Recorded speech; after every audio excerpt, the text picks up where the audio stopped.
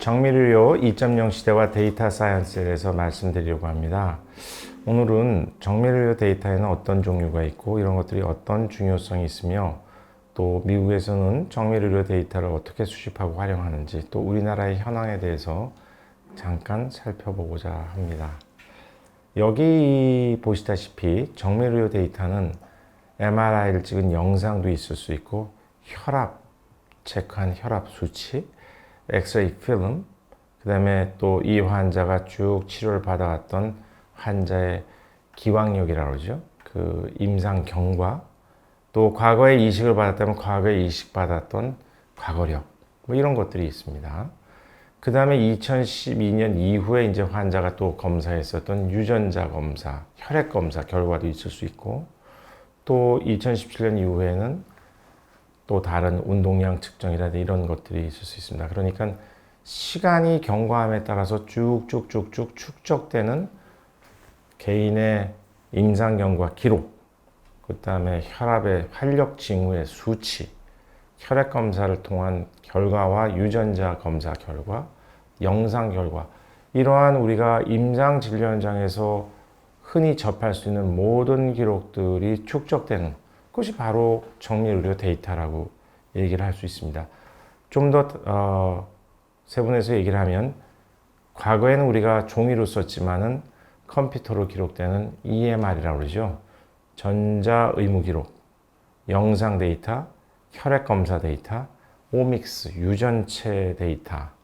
그 다음에 우리가 모바일 폰에서 또 쉽게 얻게 되는 활력 징후, 내지는 뭐 산소 포화도 이런 여러 가지, 그 다음에 라이프스타일 인포메이션까지 이런 모든 것들을 다 총망라해서 정밀의료 데이터라고 이야기를 할 수 있습니다. 굉장히 범위가 넓죠. 그래서 이러한 정밀의료 연구를 위한 데이터 수집이라는 것은 대규모이고 광범위하고 지속적일 수밖에 없습니다. 또 조금 전에 말씀드렸던 그런 임상 정보, 유전자 정보, 생활환경 정보가 모두 다 통합되어서 이러한 연관성 분석을 통해서 알고리즘을 개발하는 거죠. 알고리즘하고 대규모 통합적이다라고 얘기하면 연상되는 것이 빅데이터, 그리고 딥러닝, AI를 통한 알고리즘 개발, 이런 것들이죠. 그러니까 지금 말씀드렸던 시간 경과를 따라서 축적된 모든 정밀의료 데이터는 용량이 방대하고 커질 수밖에 없다. 그렇다면 그것을 어떻게 간단한 하나의 워딩으로 축약해 나갈 수 있는가? 결국은 빅데이터를 분석하는 분석 능력이 필요하다. 자연스럽게 빅데이터와 딥러닝 AI가 동원될 수밖에 없다는. 그러면 왜 이러한 정밀의료 데이터는 중요할까요? 보시면 이런 데이터는 환자에 대해서 좀 더 깊은 이해를 제공을 할 수 있습니다. 그 다음에 이 데이터와 분석기에서 새로운 인사이트, 통찰력을 줍니다. 분석이 필요한 거죠. 그리고 데이터 수집과 치료의 새로운 방법을 제공해서 치료에 대한 기술력을 더 제고하게, 높여주게, 향상시키게 됩니다. 그러니까 데이터의 스토리지, 저장, 축적, 분석, 기술, 이런 기술에 대한 융합을 통한 정밀의료 구현이 가능해진다. 결국은 정밀의료라는 것은 조금 전에 했다시피 그동안의 임상에서 얻어졌던 데이터를 지속적으로 큰 저장 용량 공간에 스토리지 시켜놓는 거잖아요. 그렇다면 우리가 커다란 데이터 센터가 필요하겠죠. 하지만 모든 기관들이 그런 데이터 센터를 가질 수는 없을 겁니다. 결국은 클라우드 시스템을 이용해서 커다란 아마존이나 구글 같은 데에 대한 대저장 용량소의 슈퍼컴퓨터가 필요하겠죠. 그렇죠? 전자칩도 물론 필요할 거고.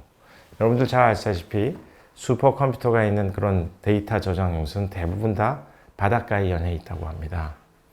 왜냐하면 이 슈퍼컴퓨터가 많은 열을 내기 때문에 열을 식히기 위해서 바닷물을 이용하기 때문에 바닷가 연안에 존재한다는데 이런 것들의 이제 고민거리는 열도 덜 발산하면서 보다 많은 저장을 필요로 하는 컴퓨터 칩이 필요하고, 점점 더 부피가 커지면 곤란하잖아요. 그래서 전자칩뿐만 아니라 파운드리가 더 필요한 상황이 되어버린 거죠. 그러니까 사실은 자율자동차나 이런 것을 위해서 파운드리가 필요한 것보다는 더 필요한 것은 슈퍼컴퓨터가 존재하는 큰 저장소, 데이터 센터, 컴퓨터 센터에서 더 파운드리가 필요할지도 모릅니다. 그래서 이제 파운드리를 필요하는 구매자에서 가장 잠정인 구매자는 구글이나 아마존보다는 IBM이라는 얘기도 있습니다. 슈퍼컴퓨터를 가장 만들어내는. 이러한 데이터와 기술과 분석 능력을 통해서 정밀 의료가 가능해진다. 기존의 의료 방법과는 좀 더 다른 차원의 융합 기술이 필요하다는 뜻을 말씀드리는 거죠. 그렇죠?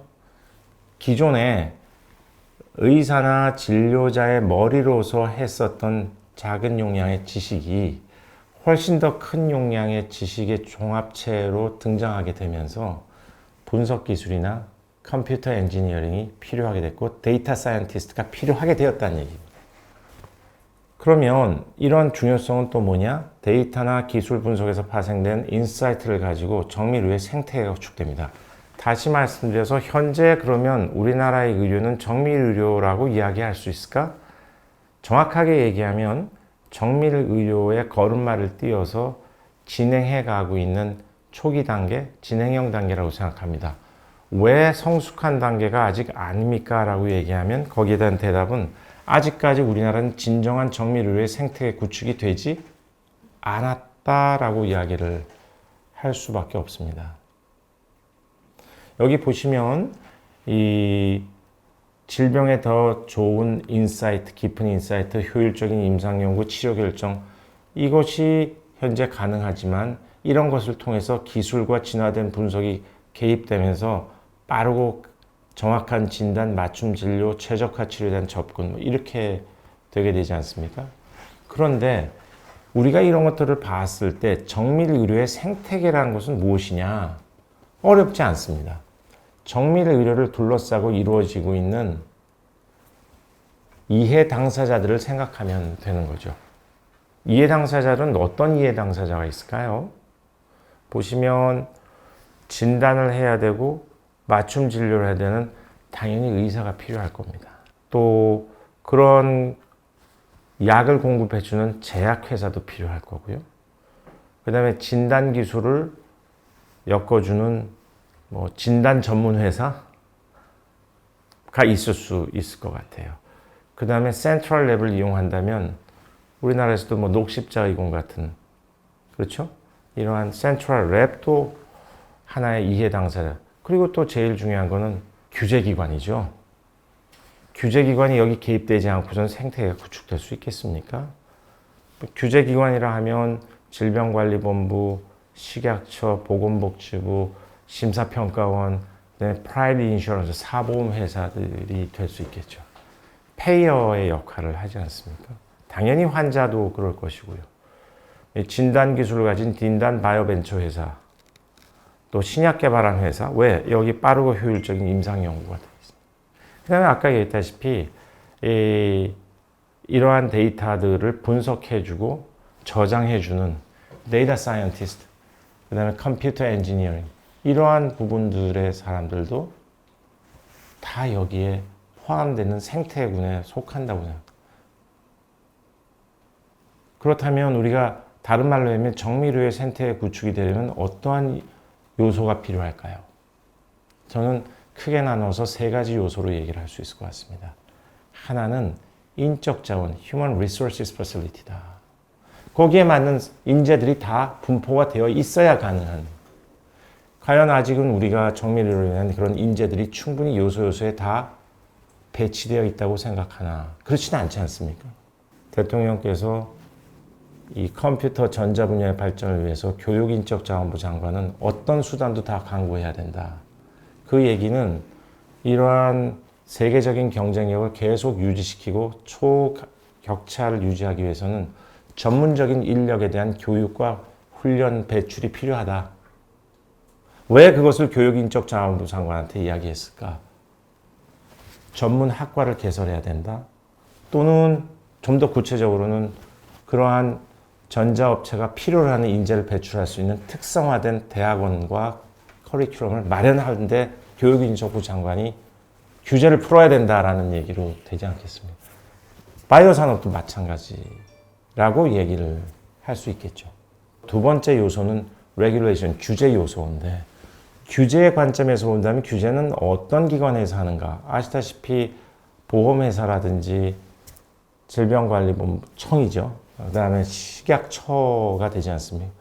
거기에 계신 분들은 사실은 이 생태계를 이해하고 그 사람들만큼의 지식을 가져야 규제가 가능하지 않습니까? 그러니까 규제라는 말이 더 적절할지 모르지만 Innovative Regulation이라는 얘기, 참 상반된 얘기잖아요. 혁신적인 규제, 앞뒤가 어울리는 말입니까? 하지만 그게 가능해야 된다는 거죠. 그렇지 않고는 미래 의료 산업에서는 미래가 없다는 거죠. 혁신적인 규제, Innovative Regulation. 이 매우 중요하다. 어떻게 해서 이 생태계를 구축하기 위해서 그렇다면 규제를 무조건 다 풀어야 된다는 얘기냐? 아니죠. 규제를 하되 혁신성이 유지될 수 있도록 규제를 하라는 뜻이죠.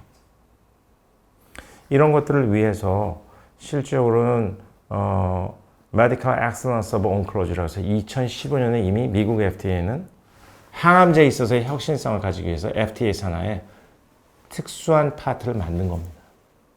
왜? 턱없이 다른 약제에 비해서 빨리 발전하기 때문에 규제기관에서 그걸 이해하지 못하면 산업을 발전시킬 수 없다는 생각 아니었겠어요? 또 하나는 Medical Excellence of Oncology는 Medical Excellence of Healthcare Device. 디지털 의료 건강 기기들의 혁신적 규제를 위해서 또 하나의 디파트먼트를 만드는 겁니다. 필요에 따라서. 첫 번째, 특화된 인력을 조성하는 것. 두 번째는 규제를 혁신적인 규제로 트랜스포메이션 하는 것. 세 번째는 펀딩의 이슈. 제가 봐서 우리나라는 뭐 묻지마 투자도 많아서 우리나라의 전체 GDP 규모에 비해서 펀딩이 모자라서 이 생태계가 구축되지 않는다는 것은 아닐 것 같아요. 그보다는 사실은 첫 번째와 두 번째 이슈가 훨씬 더 큰 부분이다. 이 정밀 의료 데이터뿐만이 아니라 정밀 의료 생태계뿐만이 아니라 의료 산업 전체를 봤을 때 이 논리는 똑같이 적용된다고 저는 생각을 합니다. 어떻게 하면 바이오 산업 부분에 있어서 특화된 인력을 빨리 우리가 많이 만들어낼 수 있을까? 어떻게 하면 규제기관에서의 혁신적 규제가 될 수 있도록 규제기관을 바꿔 놓을 수 있을까? 저는 그것이 보건복지부 장관이나 또는 대통령이나 나라의 명운을 결정짓는 사람들이 정확한 이해를 해야 된다고 생각합니다. 아직까지는 제가 봐서는 전자산업에 일단 프라이어리티를 두고 있는 것 같지만 적어도 세컨 프라이어리티는 바이오 산업이 돼야 되지 않을까 하는 건 모든 사람들이 다 생각하고 있는 부분 아니겠습니까? 자, 그러면 이러한 정밀의료에서의 데이터 사이언스의 발전 방향과 과제에 대해서 보시면 최근의 발전 방향, 해결 과제 이런 거죠. 데이터 수집에서는 사용 가능한 데이터가 빨리 성장하고 있어서 새로운 오믹스 기술이 발전합니다. 하지만 다양한 측정 과정이 존재하고 그 다음에 결과나 맥락, 메타데이터는 수집되고 데이터가 자꾸 분절되는 부분들이 있습니다. 이걸 어떻게 하나의 흐름으로 이어질까? 앞으로 해야 될. 그 다음에 굉장히 다양한 측정기들이 존재하기 때문에 기준이 없습니다. 이제 어떻게 하면 우리가 데이터의 객관화를 이룰 것인가 이런 부분. 그 다음에 또 한 가지는 매우 다양한 종류의 데이터셋이 이제 만들어지게 되는데 이것을 어떻게 하면 잘 통합할 수 있을까? 헬스케어 IT 부분에 대한 대규모의 투자 이런 겁니다. 뭐 여기 보시면 전자건강기록의 확산입니다. 과연 우리나라에서 가능할까요? 가능하지 않습니다. 개인정보보호법 때문에 그렇습니다. 아시아의 15개 나라 국가 중에 가장 데이터 쉐어링이 떨어진 나라가 대한민국입니다. 이건 저의 개인적인 견해가 아니라 이미 많은 회사에서 분석한 내용이기도 합니다. 데이터 3법과 개인정보보호법이 그 원인이라고 저는 생각이 드는데, 그 다음에 이제 꼭 그것뿐만이 아니라 예를 들어서 각 병원에서 얻어지는, 진료실에서 얻어지는 전자건강기록부가 우리가 실제 가능할까요? 미국에서는 이런 기업도 있습니다. A라는 병원에서 진료받은 기록 내용을 클라우드로 받아서 환자가 B라는 병원에 갔을 때 자기가 칩을 가지고 가서 이건 내 기록입니다. 우리는 지금 현재 어떤 형식이냐면 카피해 주세요. 종이 카피하고 CD로 구워주세요 하잖아요. 그게 아니라 종이로 할 필요도 없이 CD로 구울 필요 없이 컴퓨터 칩에서 그거를 이제 회사가 그런 일을 해주는 거죠. 무슨 일인지 아시겠어요?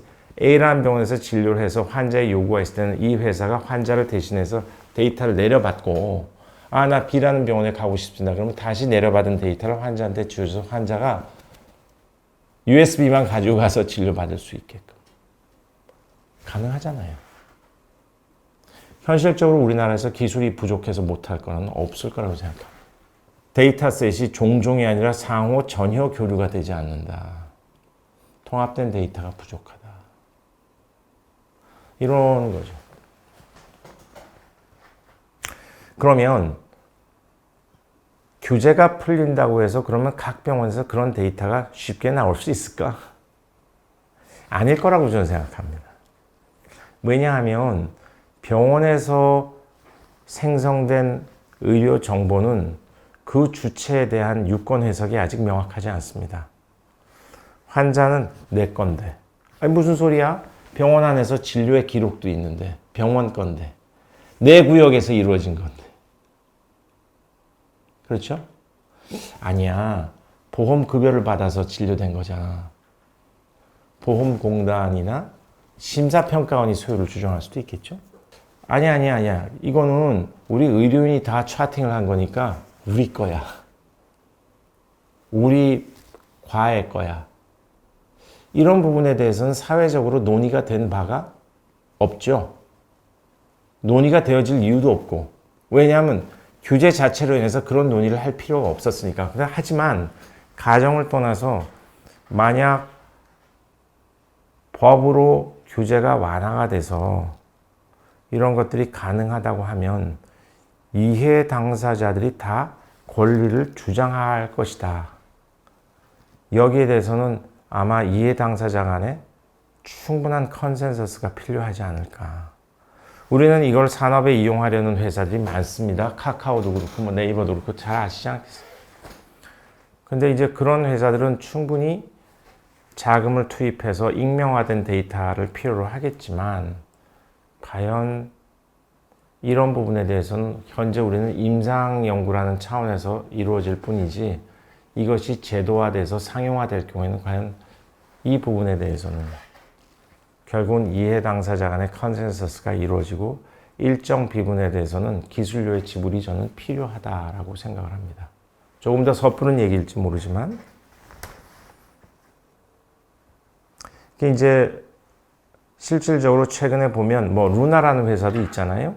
영상의학과에서 이 CT나 엑스레이 필름을 가지고 질환을 진단해주는 알고리즘을 만들었다. 뭐 이런 거잖아요. 근데 이 부분도 있는 것 같습니다. 제가 전문가는 아니지만 영상 데이터, 이미징 데이터, 그 다음에 지노믹스, 유전체 데이터, 그 다음에 디지털 패솔로지 데이터, 클리니컬 인포메이션. 그러면 영상과 유전체와 임상 데이터, 굉장히 이질적인 데이터잖아요. 이러한 이질적인 데이터를 인터밍글, 통합해서 하나로 만드는 것은 굉장히 어려운 과정이라고. 멀티오믹스라고 얘기합니다. 심플하게 유전자와 관련돼서 DNA, RNA 또는 프로테인과 같은 종적인 데이터가 있다면 횡적으로 멀티오믹스를 어떻게 인테그레이션해서 하나의 알고리즘을 만들어낼 수 있을까 하는 것은 또 다른 컴퓨터 엔지니어링 부분이라고 제가 이해하고 있고 계속 발전해 나가는 분야로 알고 있습니다. 이것도 앞으로 해결해 나가야 될 과제라는 거죠. 아까 있다시피 잠깐 말씀드렸지만 정밀 의료를 좀 더 유전체학이라는 학문적인 베이스에서 확장시키기 위해서 임상으로 더 가기 위해서 근거 마련이 필요한데 임상시험이 아닌 상황에서 어떻게 근거로 갈 수 있을까에 대한 부분도 더 연구가 필요하고 고민이 필요한 부분이라는 거죠. 자, 그러면 정밀 의료에 대해서 그동안에 얘기하지 못했던 그런 궁금한 부분에 대해서 한번 속 시원하게 답을 드릴 수 있는 보다 궁금한 것을 한번 얘기를 해보겠습니다. 간단하게 정말 정밀 의료를 하게 되면 비용 대비 기대 효과는 정말 엄청나게 클까요? 라는. 만약 비용을 보면 유전체 검사 비용, 최적의 치료제 비용, 또 분자 종양 보드란 건 무엇이냐? 한마디로 얘기하면 유전체 검사 결과나 영상 검사나 임상 인포메이션을 가지고 관련된 이해 당사자의 진료진들이 모여서 회의하는 겁니다. 다학제 협진 회의하고는 다릅니다. 혼동하지 않았으면 좋겠어요. 다학제 협진은 어떤 특정 질환, 암 질환을 가지고 관련된 과들이 모여서 논의하는 것이라면 분자 종양 보드는 종양내과 의사와 병리과 의사와 제네티시스트, 유전자 전문가가 같이 모여서 유전체 검사 결과에 대해서 분석하고 설명해주고 병리의사는 병리 소견을 이해해주고 종양내과 의사는 거기에 대해서는 치료 방법에 대한 또는 거기에는 임상시험 코디네이터까지 참여해야 될지도 모릅니다. 왜? 드럭의 액세시빌리티가 제한되어 있다면 그런 종류죠. 그러니까 다학제 협진팀과는 조금 다른 차원이다. 실질적으로 아까 얘기했지만 NGS를 하는데 이게 왜 중요합니까? 아까 중요성에 대해서는 얘기했는데 과연 이런 것들을 위해서는 그 사람들의 시간을 투자해야 되잖아요. 그 부분에 대해서는 보험에서 지불할 의사가 있는가? 아무도 거기에 대해서 얘기하는 사람이 없어요. 실제로 분자 종양 보드를 하게 되면 30분이고 1시간인 자기의 타임에 시간을 소모해야 되지 않습니까? 누구를 위해서? 환자를 위해서 치료법을 결정하기 위해서. 그게 안 되면 이게 열릴 수가 없고 유전체 검사의 효과는 효용성은 감소될 수밖에 없고 또 이러한 클라우드 시스템을 이용한 빅데이터의 플랫폼 비용이 소요 비용으로 될 겁니다. 하지만 거기에 따라서 최적의 임상 결과, 조기 진단 예방 가능하고 불필요한 치료제 비용. 결국은 보시면 소요 비용이라는 것은 일단 한번 플랫폼이 마련되면 세팅이 되면 크게 계속 들어갈 비용은 그렇게 없어 보여요. 그러니까 왼쪽에 있는 소요 비용을 보면 세팅하는 데 들어가는 익스펜스가 비용이 많을 것 같기는 합니다만은 한번 세팅이 되어 있다면 계속적으로 추가적으로 많은 비용이 들어갈까? 결국은 인프라스트럭처를 만드는 데 대한 국가적인 투자가 필요하지 않을까. 개인이나 개개 기관이 할 수 있는 부분은 아니지 않습니까?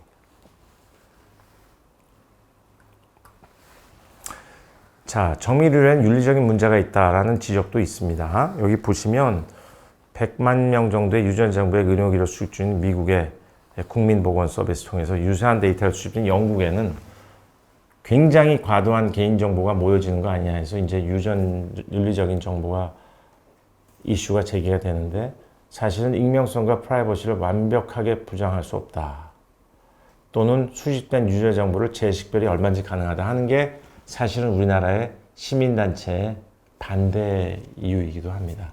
이것은 기술적으로 보완을 할 수 있다는 얘기를 해줘야 되는데 실질적으로 이러한 것들은 우려나 추측에 불과하다라는 얘기를 좀 하고 싶고, 그 다음에 정밀의료 데이터가 실질적으로 좋은 순방향을 얼마나 삶을 더 개선할 수 있는가, 또 프라이버시와 컨센서스를 존중해서 얼마나 개인적으로 정직한 데서 잘 관리할 수 있을지, 이게 더 중요한 거 아닌가, 이런 생각을 해봅니다. 실질적으로 이러한 정밀의료를 혜택을 받지 못해서 제대로 치료나 이런 질환을 앓고 있는, 치료를 받지 못한 아이들의 부모라면 정말 이러한 이슈들은 우리가 충분히 관리할 수 있다라고 생각하고 이해를 하고 가야 되고 계속 지속 발전할 수 있도록 해야 되는 거 아닌가. 반대만 할 일은 아니다. 그 다음에 정밀으로 정말 완치를 바랄 수 있느냐? 아까도 얘기했지만 프리시즌 메디슨은 그쪽으로 가는 길을 제시해 주는 것이지 정말 완치가 됩니다라고 얘기하는 건 아니죠. 그런 길을 제시해 주는 것이고, 그런 것들을 통해서 점점 발전함으로 해서 정밀의료가 개인별 하나하나의 의료로 발전할 수 있는 단계로 이를 날이 분명히 오게 된다는 것이죠. 완치를 바란다기보단 완치로 가는 길인 것은 틀림이 없다. 이렇게 얘기를 드릴 수 있겠습니다. 그 다음에 정밀의료는 암치료, 그렇지 않습니다. 정밀의료는 처음에 사르크라는 1970년에 발견된 발암 유전자 BRCA 돌연변이 검사에서 사실은 시작됐습니다. 우리가 잘 아시지만 유명한 외국 여자 배우가 BRCA 유전자가 있어서 유방 절제를 다 하지 않았습니까? 그래서 굉장히 유명해졌는데, 실질적으로 이러한 굉장히 오래 전부터 정밀의료는 시작이 됐다고 봅니다. 아까 얘기했다시피 어떤 장기나 조직에 국한되지 않고, 다시 얘기해서 장기나 조직이라는 건 과거의 병리학적인 개념이었다면 이제는 유전체 검사, 유전학적 정의에 따라서 티슈 아고니스트라는 얘기를 드렸죠. 암종 불문 치료 방법으로 바뀌어가고 있다. 그리고 또 하나는 조직 생검뿐만 아니라 액체 생검 방법이 더 검사를 발전시킴으로 해서 미세 잔류암을 디텍션 해낸다든지, 아니면 건강한 환자에서 암으로 갈 수 있는 확률을 통해서 건강검진에 이용된다든지, 이런 시도가 지금 일어나고 있는 것이죠. 이제 정밀의료를 통해서, 정밀의료는 또 하나는 크리스퍼라는 유전자 가위, 이런 것들을 통해서 유전자 대사질환 같은 정말 희귀암 치료에 이용되는 그런 가능성을 보여주지 않습니까? 우리나라에서는 흔하지만 cystic fibrosis라는 게 외국에서는 꽤 흔하다고 해요. 유전성 병인데 낭포성 섬유증이라는 건데, 이게 CFTR4라는 유전자 변이가 원인이라는 게 다 알려져 있기 때문에 여기에 대해서 맞춤형 치료제가 이미 나와 있어서 약 50%는 치료가 가능하게 됐다고 합니다. 이전에는 그런 것들을 꿈꿀 수가 없었거든요. 또 지금 보면 RNA를 타겟하는, DNA도 아니고요, RNA를 타겟하는 엔타이센스 기반의 치료제 역시 이 망막 질환에 사용이 되는 그런 현상이 개발됩니다. 그러면 암 치료만 국한된 또 다른 증거는 이런 희귀 질환뿐만 아니라 당뇨나 심혈관계, 알츠하이머, 자폐증에도 이러한 정밀의료가 이용이 되고 있고 더 많이 이용될 것이고, 그런 걸 통해서 암뿐만 아니라 다른 질환에서도 치료율을 향상시키는데 큰 역할을 할 것이다 라고 이야기를 하고 있습니다. 보시면 2021년 작년에는 머신러닝 기반의 소프트웨어를 통해서 소아자폐증 환자에서 진단용 기기가 FDA 허가를 받은 사례가 굉장히 센세이션을 일으켰습니다. 그래서 지금 이 정밀의료는 조금 전에 얘기했다시피 저는 이제 암이었기 때문에 NGS만 얘기해서 마치 NGS가 정밀의료다 라고 생각하지만 꼭 그런 게 아니다. 결국은 헬스케어 서비스, 헬스케어 디바이스라고 얘기하죠. 환자들이 직접 헬스케어 서비스를 선택할 수 있는 디지털 헬스 디바이스를 통해서 보험이 되지 않는 급여권 바깥에서 또는 집에서 훨씬 더 지금보다는 통합된 의료 서비스 제공 네트워크를 이용해서 이러한 변화가 훨씬 더 빨리 확산될 것이다 라고 저는 생각을 합니다. 이게 파급 효과를 보면 정부는 정밀의료 구현을 통해서 국가 경쟁력을 재원할 수 있고 보건의료 자원을 최적화되게 운용할 수 있고 의료진은 아까 얘기했듯이 최적의 치료 의사 결정하는 데 도움이 되지 않습니까? 국민의 입장에서는 최선의 진단과 치료를 받기 때문에 치료 성적이 향상되고 삶의 질이 개선이 될 것이고 의료 비용도 절감되지만 또 하나의 이유는 정밀의료의 데이터는 신약을 개발하는데 분명한 데이터를 제공해 줄 겁니다. 결국은 신약 개발의 성공률로 이루어지겠죠. 그래서 이제 성공 전략이라고 하면 뭐 어떻게 하면 좋을까? 아까 제가 얘기를 드렸지만 데이터의 충분한 양이 확보가 돼야 된다. 데이터 센터가 마련이 돼야 되는 거죠. 국가적인 데이터, 유전체 데이터 센터가 필요하다고 저는 생각이 돼요. 그러려면 국회나 정부가 일관되게 정책 지원을 해야 되고 제일 중요한 적정 수준의 규제 형성, Innovative Regulation, 유전체 분석, 개방적인 데이터 플랫폼을 만들어야 된다. 이런 일은 결국은 개인이나 어떤 기업이 할 수가 없는 거죠. 기업과 관련된 기업과 국가가 같이 나서서 해야 되는 일이다라고 얘기를 할 수 있을 것 같습니다. 그래서 보건 환경도 조성이 되고 환자 분석도 이루어지고 학계는 또 학계대로 아까 했던 치료 의사결정하는 분자 종양 모드를 활성화시키고 또 정부는 이러한 리얼월드 데이터를 구축하고 치료의 가이드라인, 리얼월드 플랫폼을 만들고 이것을 활용할 수 있게끔 오픈 플랫폼을 조성해 주는 거죠. 이런 것들이 순기능으로 들어가야 될 거라고 생각이 듭니다. 예, 오늘 제 얘기는 여기까지 드리겠습니다. 감사합니다.